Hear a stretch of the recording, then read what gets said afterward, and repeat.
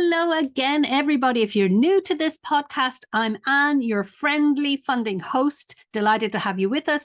And for those of you who are regular listeners, welcome back. In this week's episode, you're going to learn more about branding, brand identity, why you should care, particularly if you are a startup or scale-up looking for funding or an emerging fund and you need to distinguish yourself from other funds. So in this episode, you're going to learn loads about branding identity from a global branding identity expert, Gustavo Stecher from Membranding. Gustavo is one of our longtime partners. Since 2015, he helped create the beautiful branding for both Global InvestHer and InvestHer Summit. And you're going to absolutely love this episode. Now, at the end of it, you'll hear me saying, we're going to go to the summit. We're releasing this episode after the first Investor Summit from 2023 has happened, but you will get the links to all the resources we were mentioning in the show notes. I hope you really enjoy this episode as much as I did. InvestHer Podcast is for you, the female founder who has a product, a service, or a message that you believe in and need to get funded. Or for you, the investor, who wants to learn more about the huge untapped investment opportunity that gives you a higher return, women entrepreneurs. My name is Anne Ravanona. I'm an entrepreneur, TEDx speaker, and women's advocate, and I'm passionate about helping women entrepreneurs get funded. In each episode, we'll take a behind-the-scenes look into real-world funding tactics and strategies to help you get the funding you need faster. Let's put the fun into funding. Thanks for spending some time with me today. Now let's get started. Welcome everybody to another episode of InvestHer Podcast. And this week, it is my absolute pleasure to introduce you to Gustavo Stecher, who is our partner for many years, or he is the founder and CEO of Membranding. And he's a fabulous guy. He's a fabulous guy, an incredible professional, and I know you're going to learn a lot from him, everything to do about branding. Welcome, Gustavo. Hi, Anne. Thanks a lot, and thanks for that beautiful introduction. I hope I deserve it. Oh, you absolutely deserve it. I mean, you really do, Gustavo. So let's get started. Tell us a little bit. I want the audience to know who you are. Tell us a bit about yourself and Membranding first, before we go any further. Sure. Well, I started studying architecture, then graphic design. Then I did some business master and some marketing studies. So my background is mostly from all the branding area. So my specialty is in social branding. We love to work with the social impact. So we have a couple of big expertise. One is on city branding. So we work with communities and try to get their values, to make their values visible. And then we apply that methodology that we will speak afterwards and to startups. That is our second main area of expertise. The idea is to make people understand how to translate your values and your ideas and your project into a visual identity system. Brilliant. I'm also a professor, so I teach branding. I did it for more than 20 years in Buenos Aires, and I'm a guest lecturer here in Spain at the Complutense and in San Diego University, and I'm a regular professor in the Master of Branding at the City College in New York. And I want you to tell the world about the incredible work you did around the Bicentennial of Argentina. I want this as a background because it is very exceptional. And I want you to mention the Biennale of Venice as well, please. So please start off with Argentina and that you are Argentinian. Let's fly the flag. Yeah, I'm a Polish guy, but born in Argentina. I lived there all my life, and for the last, like in 2020, at the beginning, we moved to Spain. So we're living in Madrid with my family now. But yeah, I studied there. The company and the studio is still there. It's in Argentina, but we have like offices in New York and here in Madrid where I am working. In 2010, that was the Bicentennial of Argentina. We actually, it was 1 year before the contest. We won the international contest and were able to create a new national symbol that was represented everywhere. And from there, it was 6 million people on the celebrations and all the graphics everywhere. But we also designed the official stamp, the official booth for all the country. We created the 2 pesos coin that was the main coin at that time. Unfortunately, it lost all its value in these 10 years. It's due to Argentinian economy. But it was an amazing project. And after that, we also created all the identity of the City College of New York. That is 175 years now. So it's only 25 years different, the country and the school. That was also a big project. And now we just won a European fund for working. We are building a network. It's a tourist network to improve the identity of small rural communities, building their identity and helping them build like a regenerative tourist project. So we will give visibility and identity to all those projects. That is, we already started with that, and it's a huge project. I mean,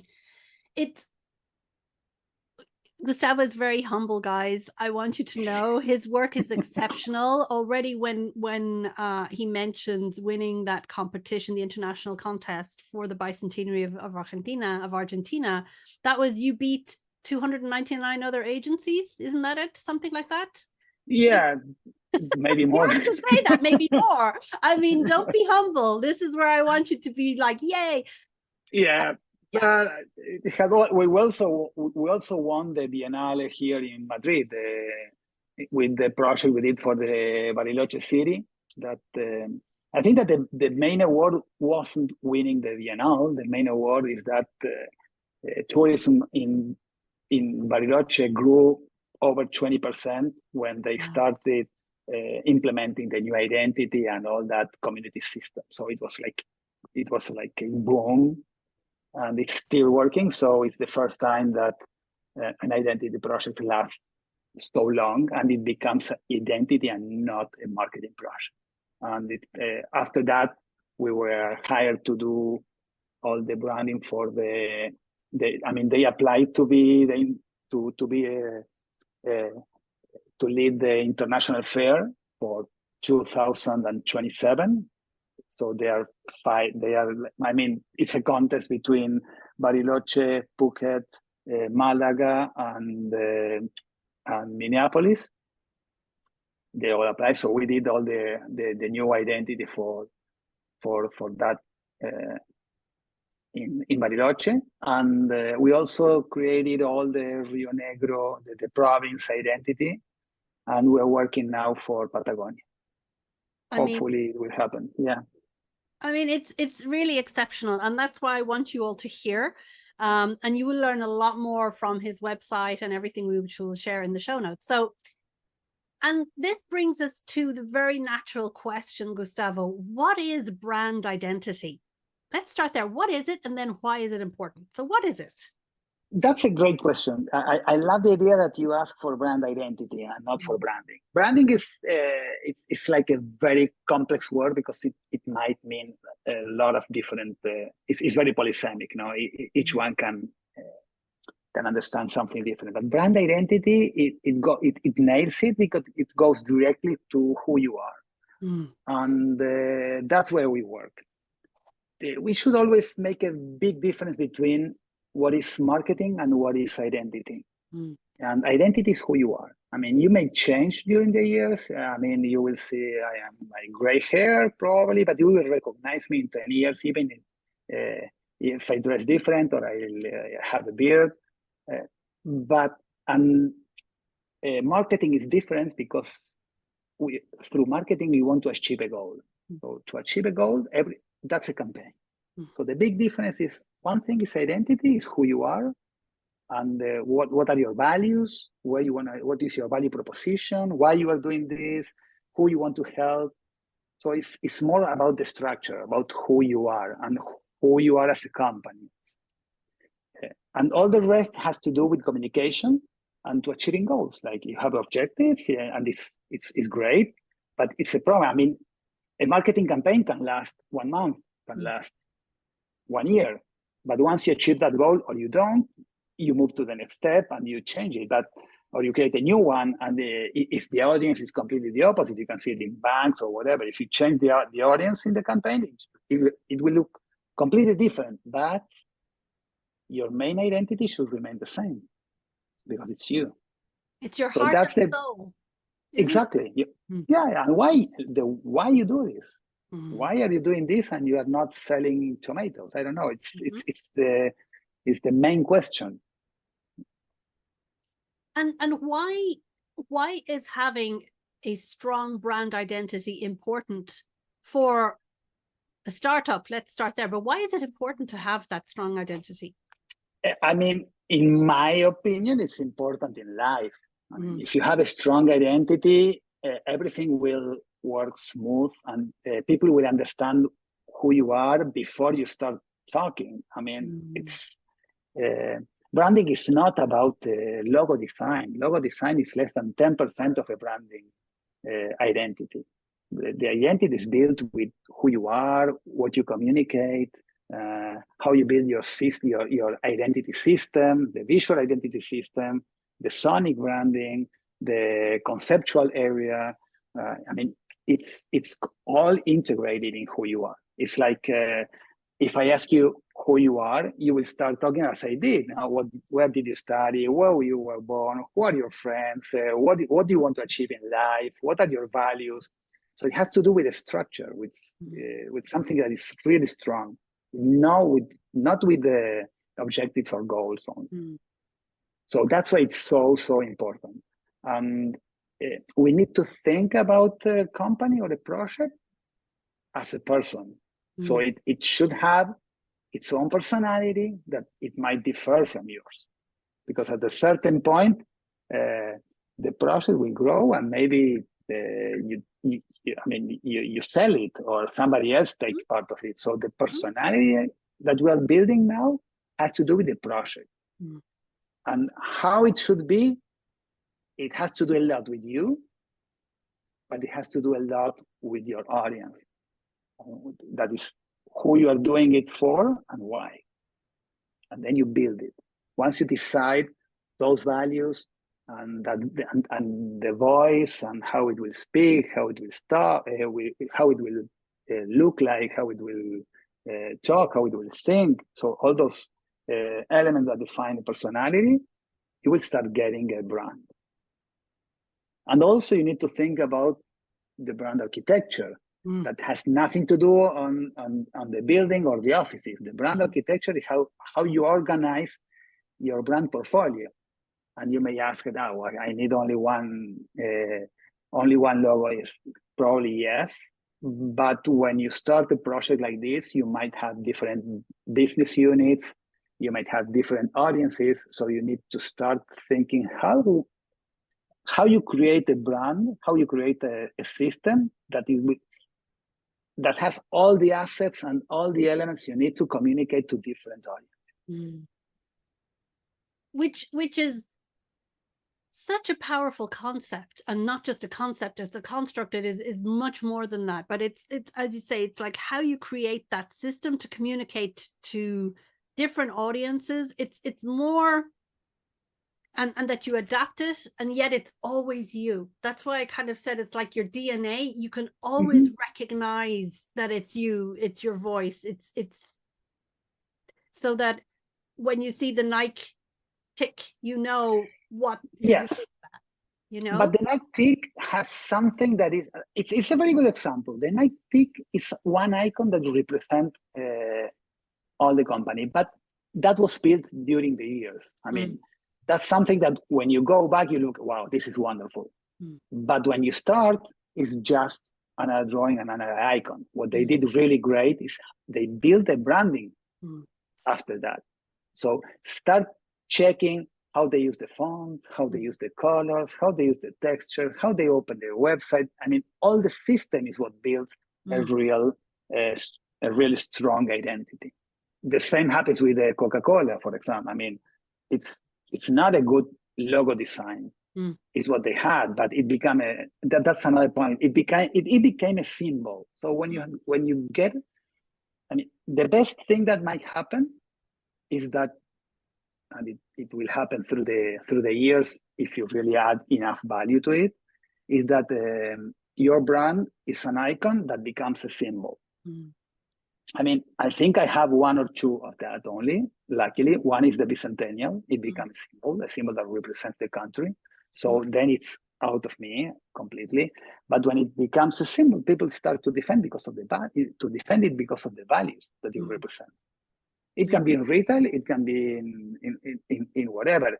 There's a big, beautiful history about when Gap tried to change their logo. People who was using the Gap sweatshirts all their life, I don't want this to change. I want you to keep it because it's part of my identity. So that's what's happening to Coca-Cola. I was working with them for many years, and there was a discussion, and that I was explaining that Pepsi doesn't have this problem because it's not a symbol. So they can change the design all the time, so they can create whatever they want. But then I said, but if you ask me, I prefer to have Coca-Cola's problem and not Pepsi's problem.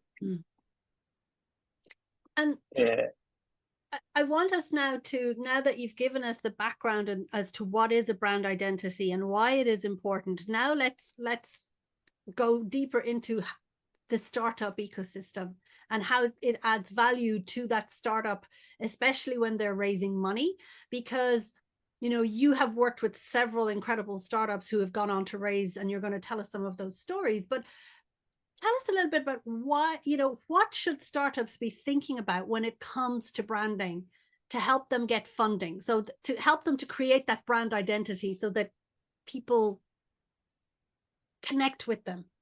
Yeah, that's, I think that especially for startups is even more important. I mean, for a startup, I would always recommend to integrate all the branding concept in the first stage. Because we are talking about personality. So when you start a project, when you are a startup and you start building like the product or the service or when you start dealing with all of that, you are building the personality. So that's the moment where you have to start discussing it. I will highly recommend not to think about branding as a design service that you add at the end to make everything nicer. Yeah. Design is not about aesthetics. It's not about, or at least branding is not about making things nicer. It's about making things better. The most interesting part about all the design area, the projectual area where we can include architecture, industrial design, video, and all those, is that we are trained since we are young, since we started, to work with 5 or 10 things or areas at the same time and push them all together to get to a result. It's not a linear process. It's like I don't know, an orchestra director. Now you have to think and to work with all the instruments at the same time and with the rhythm and with it's exactly the same. So that training helps a lot building a project, and that's why it will help you put it into words. And when you want to prepare an elevator pitch, the difficult part is how can I explain all what I'm trying to do in just 1 minute? Well, you have to. And the branding helps you because it also, it's not only in 1 minute text, it's also in 2 or 3 drawings. So it helps a lot condensing the information, trying to extract what is more important. And that's why when we talk about values, I mean, we all have like 20 values, but if you want to communicate, if you want to grow, you need to reduce that to 3 to 5. And so walk us through some of the practical examples, Gustavo, where you supported some startups at different stages of their funding journey. So let's start at the very beginning. Give us an example of a startup that was just raising their first million or even less. And yeah. I'm thinking about different. I will talk about 2 or 3 different scales of funding. One is we created one that's called the MOSPER. We did it I think that 3 or 4 years ago. They came to me. They were trying to build it, and actually the project was amazing. Was how to include finance education into kids. How to train them since they are kids to know how to take care of the money, how to save. And they created a platform that is really amazing.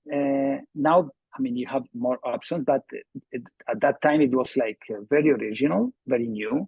And they came to me, and I helped them build a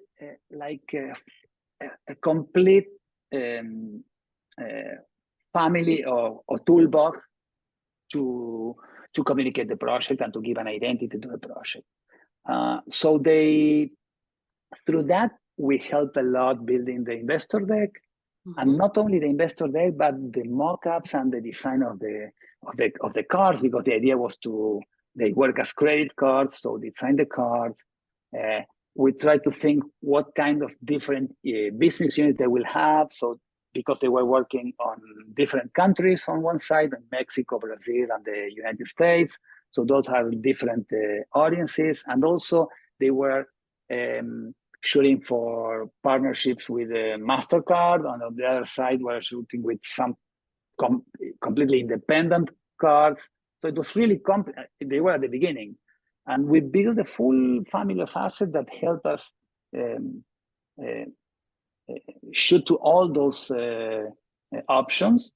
And they raised their first million very fast after that, because they saw that there was a huge potential. So they were looking for 1 million, and they did it in 2 rounds, very, very, very fast.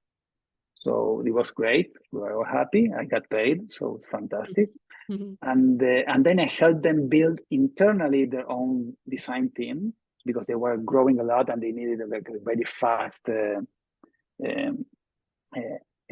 products and elements in communication. They had to be because they finally signed the contract with MasterCard in Brazil. That was awesome, and also in Mexico. So they needed one team in each country working fast. So they really in that case they really needed an internal team, and they started growing. It was like a huge success.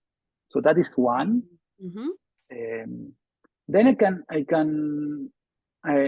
I can tell about like the biggest one, and we did it many years ago when they were really in the first stage. They were trying to create. It's a company that tried to create satellites, but mini satellites, less than 1 kilogram, to put them on to work like satellites, but mini. No?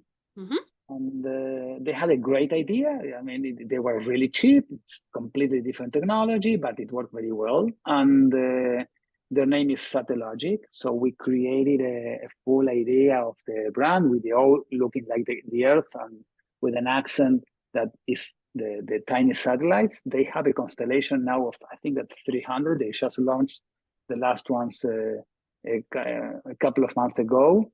And they are a unicorn. I mean, they're valuing, I don't know how many billions now. But we started with them when they were nothing. I mean, they were just starting. So they came to us. And the interesting part is they kept in both projects, they kept the same identity because we worked on their identity. We didn't design a logo. If you design a logo, you will be changing it every other year because change the condition, you change the logo. Change the communication, but the logo is not for communication. The logo is for identity. If you build a logo that reflects the identity of the company, you don't need to change. Maybe you adjust something. What you will be doing is improving your visual identity system. What does it mean?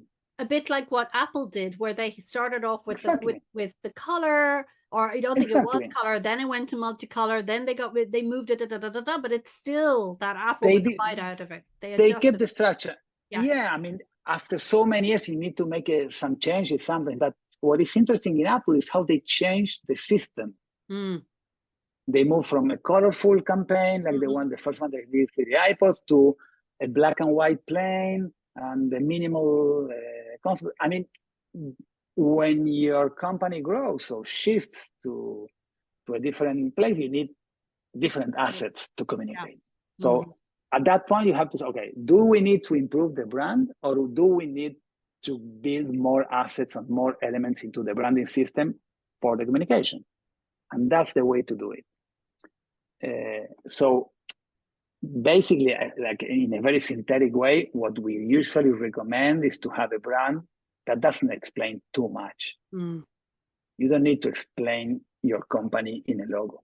And the reason is if you explain too much, whatever slight changes you will have a problem. And the big one. And the big one. And the same with the naming.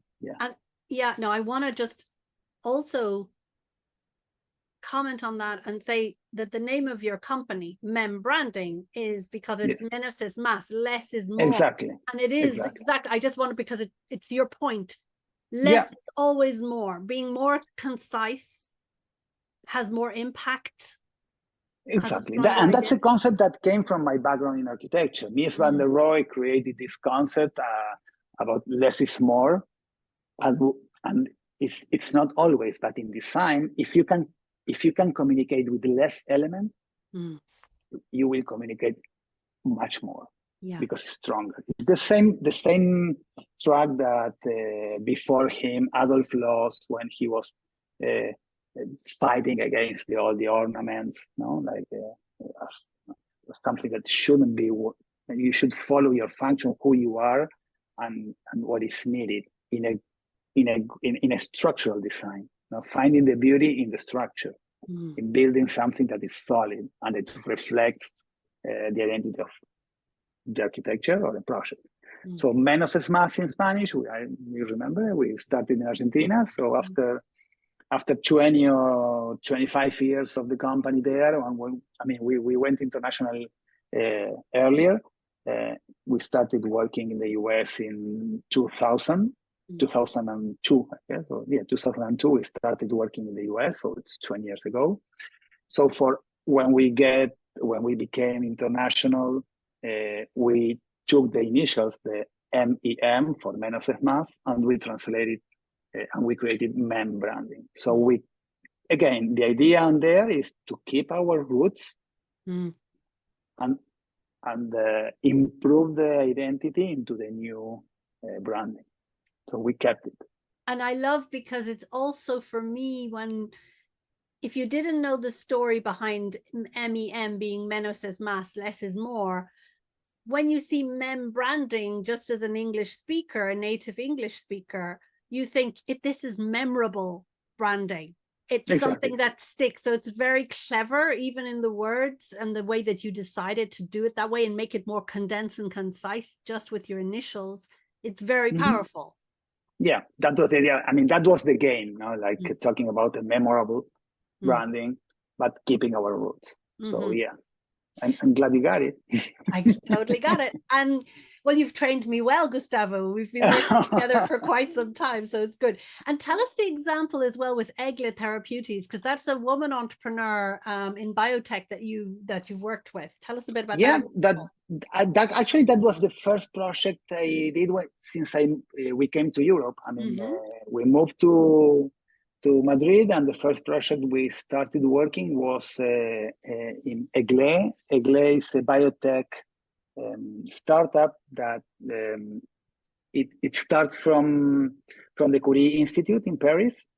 That they keep, I think, 10% of the startups, and it was built by a scientist, that is Ellie, and a business guy, that's Luke, and they both built this, and it's a biotech that is working. They found in their years studying and as a scientist, she found a cure to cancer and autoimmune diseases. She found it, and it's amazing, and she could do it because of the high technology they had there. Mm-hmm. So it's really very complex. It took me, I don't know, I think that a full day asking him to repeat it again, because it has to do with the T-Rex and with the T. Super complicated. Super complicated, but it's amazing. It's like science fiction. Mm. And so they needed to raise money, that trying that is like a big amount of money. So they wanted that they were preparing the presentation. She showed me the presentation. I said, if they take the time to understand and read all this that you're sending, it might get the funds. But if we create something that is easier, you will get it easier. Mm. And they trusted.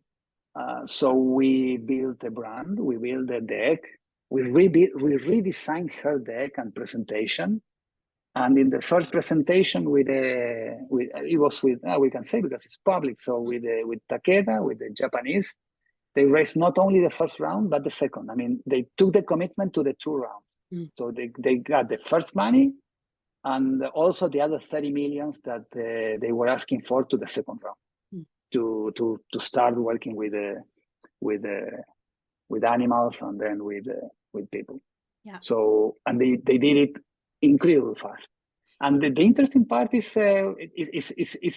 great, because she told me that when they did the presentation, they asked her, for how many years you've been working on this?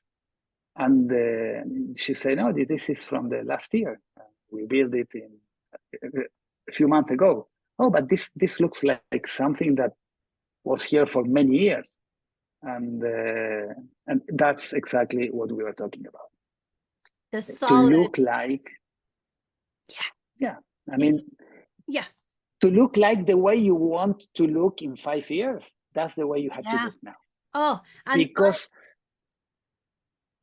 it reduces the time. It reduces everything, and it brings me back, because when you and I met, it was 2015 in Miami. We were at a conference together, and you'd done beautiful branding for Women Entrepreneurship Day in Latin America.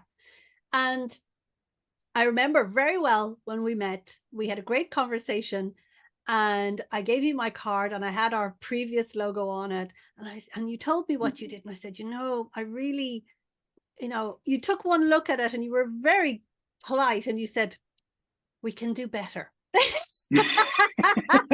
It was very, very subtle the way you said it, and I liked you immediately. I said, this is a great guy. And so we've worked together, and Gustavo has built our brand identity for Global InvestHer, and now for InvestHer Summit that we'll talk about later. And the pride that I get in describing when people see the icon, they see the brand, the pride that I get to explain the symbolism behind it. The people go, wow, I see this. And I said, yeah, but it's all this, and more. And they're like, wow, it's so powerful in just one. You have this real gift of condensing the values, the voice, the projection of what they want to become, because that's what you're saying. It's like when Egle came, when the others came, Satellogic, they were in the embryo stage, and yet they had the vision of where they wanted to go, and you're building that brand identity that takes them from embryo to full adult and beyond into the future. Yeah, and I see it with my kids. Building an identity takes a lot of time because you're moving all the time. The same with the company. So building an identity. So the earlier you start, the stronger it gets. And so if you start at the beginning, you look like a strong project, with a strong identity earlier. And and there's something that is interesting to say is you don't need to, it's impossible to decode a concept when you see a logo. It's impossible. I mean, you can't. I mean, it's not linear. But if you can, when somebody explains, like, well, you are doing that, well, we did this because of that, and after they explain, you see it, and it is all cohesive, and it's relevant, so it makes a click. Yeah, and that's exactly it. They get it, and yeah. So that's why I love what you said about, I think that's a very important key tip for any founder or funder or ecosystem player. You said that the earlier you start with that brand identity, the stronger it becomes. So I want to encourage those early stage startups who have this misconception that you demythed immediately, that branding does not equal logo. It's so much more than that. So forget branding equals logo. It is not. And I love the way, and you made it clear, logo is 10%, not even, right, of what that story Not is. even, yeah. So I mean, you can get a logo design for $10 online. Yeah. Nice ones. But it's not. That's not a brand. It's not a brand, and it's not. You will never build a brand with it. No. And I remember the feeling. What I want our audience to know is that Gustavo is incredibly talented at listening to you, pulling the information he needs out of you, because sometimes we think we know, but then he'll pull and push you, not push, but just question you and clarify until he gets what he needs. And then he comes back and you just go, oh my God. And when you did that twice for us, Gustavo, when you presented the global InvestHer brand identity first, and I remember you gave us 3 options. And when I saw the one that is the one today, my heart sang, because it felt you got exactly who we are and who we wanted to become. And the same with the Summit logo. So I just want to say to everybody listening that when you work with Gustavo and his team, it is an experience, and you grow as a company, as a person, and in the way that you express yourself, because he helps bring the clarity and get to the core. And that's why the less is more. He helps you to get to the core. And then when you are concise, clear, you have much better impact. And that's what he's done with, and I really mean that from the bottom of my heart. You are very gifted at doing that, Gustavo, and it comes through the examples that you've also shared through Mosper, Egle, and Satellogic. So if we were to kind of now put on the hat for the funders, so investors, venture capital funds, and in particular those who are creating a new fund, these emerging funds, what should they be thinking about when it comes to brand identity? If they're creating their fund, should they be thinking or worrying about it because they're like, oh, I can get loads of millions of people, millions of money? Should I worry about brand identity? They should. They should worry in 2 ways. First, on their own identity, of course, as a fund. Probably they have it, but it's nice to think about it if it fits to what they are trying to achieve, basically, to who they are and what they are trying to achieve. So that's on one way. But on the other side, I think they should commit to all these entrepreneurs' identities. So they should ask if they should check the identity of the project, but if they don't have it solid, they should worry about, not when they fund the company, it should be like an imposition, like, okay, because we love the project, but this needs a soul. This needs to grow together with your own identities since the beginning, because it's not something that you add later. It's something that should be built since the beginning. Every single speech you give, every single communication piece you send abroad, or any sign that you hang anywhere, starts building your brand. And if you want your brand to be strong, the sooner you start, the better it will be. And I love the way you've positioned that. Sorry, Gustavo. I love the way you position that for both the fund creating their own fund and their own brand identity to attract investors into the fund and, you know, startups to apply to them. And also what you just said is like when you're investing in those portfolio companies, so the ones you're investing in, those you can also be helping them and say, okay, who needs a bit of help to take them to the next level, to add more value or to get more clarity? Yeah, but it's not only help, it's business. I mean, if you strengthen their identity and so they will get funded faster and they will get like their project move forward faster. So it will do better business. It's a great investment. Yeah. A great investment. Yes. That's so important. I think that's one key takeaway from this podcast is that building and investing in your brand identity is a great investment. Yeah, it's not a cost. It's not a cost. It never was. No, it's never. Not a cost. That is so important because you cannot go naked to the street. No. You need so this is the same. I mean, you need to look the same way as you are. Yeah.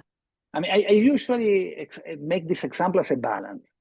If the perception of your branding is higher than what you are doing, you have a big problem because people is expecting something that you won't deliver. If it's the opposite, you have a different problem. If the perception of what you are doing is lower than than the quality of your product, you have a different problem. That means your clients will be happy because they get more than what they expect. But the problem is in the gap. There are a lot of projects that you will not get because they don't perceive that value. And that's where you will be lost. And you will say, but everybody's happy. Yeah, of course, everybody's happy because they are getting more than what they're expecting. But it's not everybody. It's all those who hired you. But let's talk about all those who should have hired you and would have hired you if you had the right perception, if they get the right perception of what you do. So communication is like that. And also, people usually they have like, 1, 2, 3 minutes of attention. And after that, they get a phone call, whatever, they get lost. If they don't perceive that this is something important that we need to focus on this. This is something that I never heard about that. Looks so to get attracted to a project, sometimes it's a one chance, one shot. You're so right, because especially in this day and age, it's a war for attention.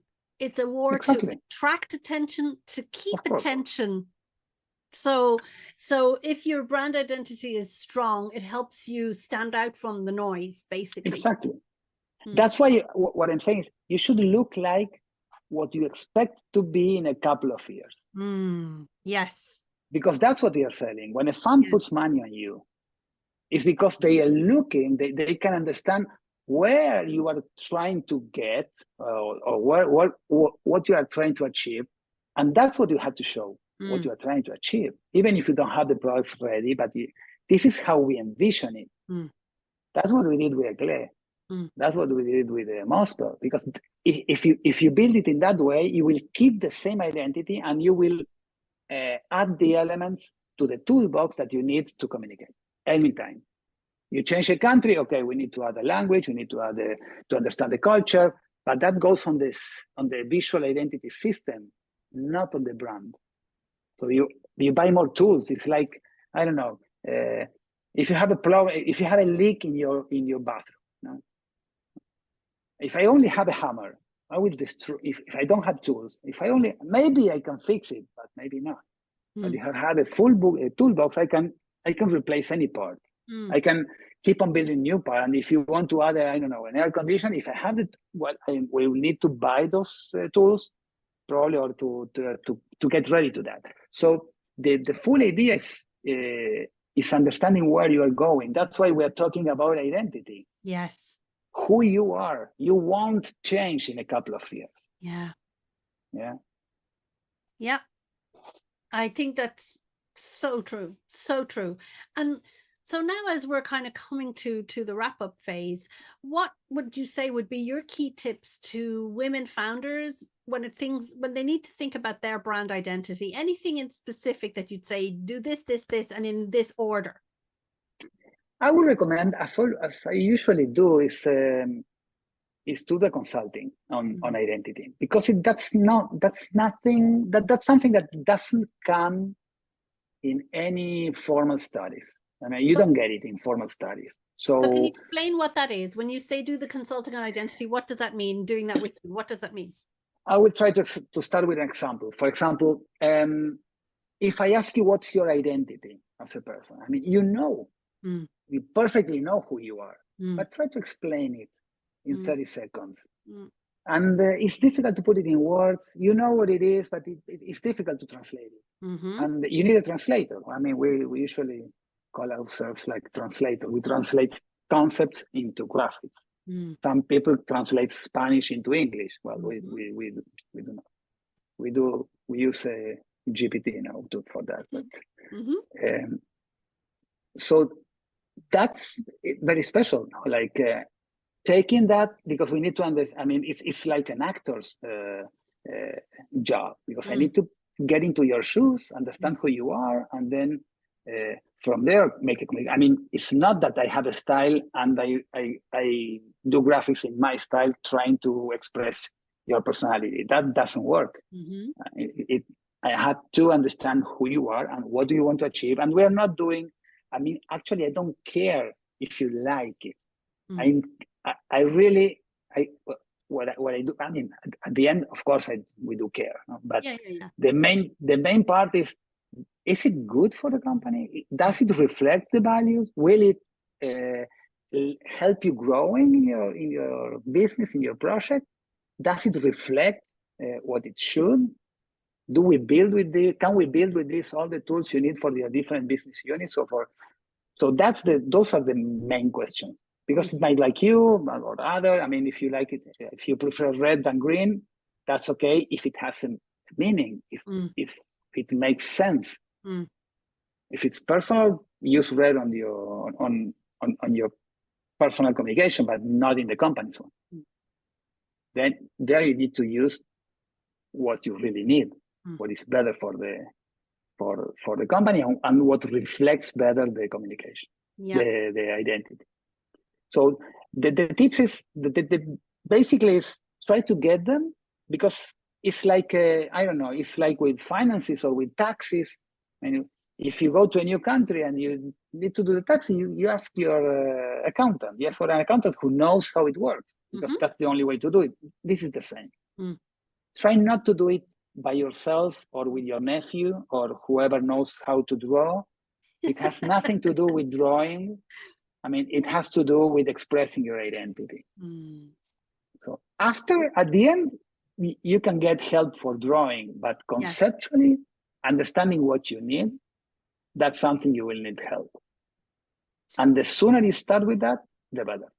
So you start with the consulting to do kind of a brand or a visual identity audit. So that's how they start. You start with them. You ask them the right questions and you make them think.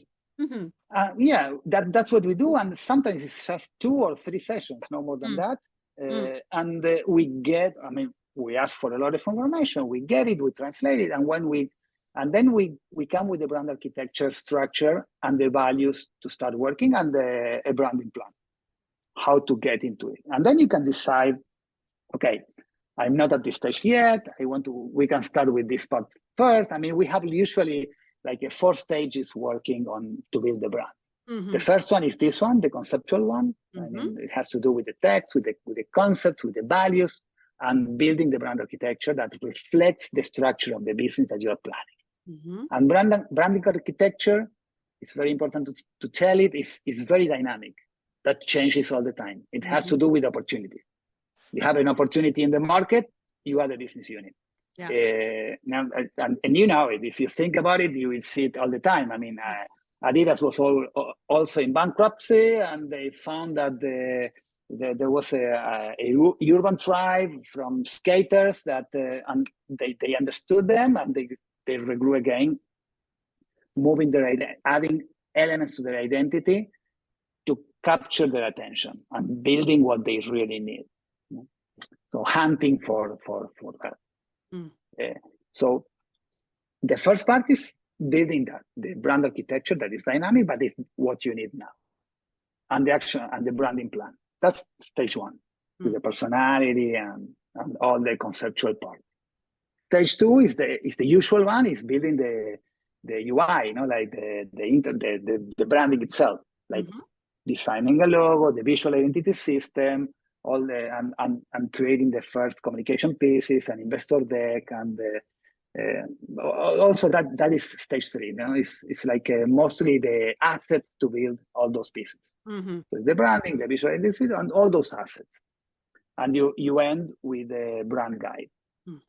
Stage three is building the application, going to the real world. Okay, now we had to build a website. We need to make an investor deck. We need digital business cards or email signature.